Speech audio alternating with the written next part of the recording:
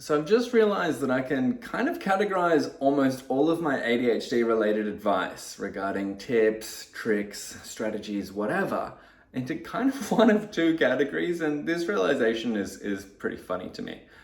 So this started because I was noticing that I was starting to get into a state myself with my ADHD where I was starting to bounce around from one thing to another and not quite not quite finish things entirely as I sort of ping-ponged around.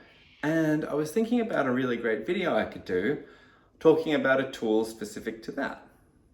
But then I realized, well, I'm only doing that right now because I'm a bit dysregulated.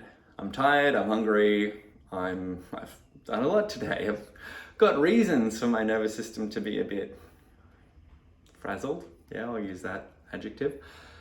And that's really the reason that I'm a bit all over the place. That's the reason I'm bouncing around and not seeing things through, or as I'm doing this, noticing that and getting sidetracked. And I realized that, yes, I can have a strategy for the thing that I need when I'm dysregulated, or the better advice, which is the advice I try to give more often because it's just generally better, is don't be dysregulated. Try to do things to calm your nervous system and not be overwhelmed and do basic fundamental self-care, which can be hard when we're time blind to fit in all the things that we need to keep this running on top of all the other things that we want to be doing. That's fair and valid, but I just thought it was quite funny. Then I just sat back and I thought, I really literally can categorize, draw a line down the middle, and a huge chunk of my advice and the things that I teach and talk about that are so important to me are strategies to calm ourselves down, to regulate ourselves, whether it's breathing exercises, grounding techniques, strategies, ways to shift mind state or physiological state to be more present and grounded. And if we do that, pretty much everything else tends to go a lot better. So that's one category, one domain of teaching.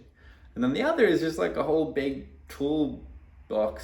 Did I mention I'm still a little dysregulated because I need to go eat? First video. Now, toolkit of just random little spontaneous cues or things that we can do, which is like a mix and match where we go, oh, I'm having this issue, I'll use this tool, boom, kind of solved, at least, should most of the time manage that specific problem. But in the realms of all these things that we do, or the things that I teach when we're dysregulated, yeah, they're very specific, they're a bit limited, they're not always going to be perfectly applicable, and they're fun. It feels nice to know that they exist, and when you do remember to use them, they are effective. But really the fundamental and the underlying principle behind a lot of these things is that you have to remember to use the tool in the first place. For example, I have a few specific strategies regarding some rules and things that I'll talk about in another video, just to tease you, about actual strategies that I use to make sure that I don't get sidetracked and do one small menial task at a time. I have some tools there. But those tools are only useful if I can remember to use them. Makes sense, however, you'd be surprised how often and how much I have to reinforce that point with my ADHD coaching clients. Which is, we can have all the most effective tools in the world, but they're useless unless we recognize the state that we're in and then remember the tool that's appropriate for that particular situation. And usually to make those connections, we have to be a bit regulated. So once again, being regulated kind of comes first. So go do that more.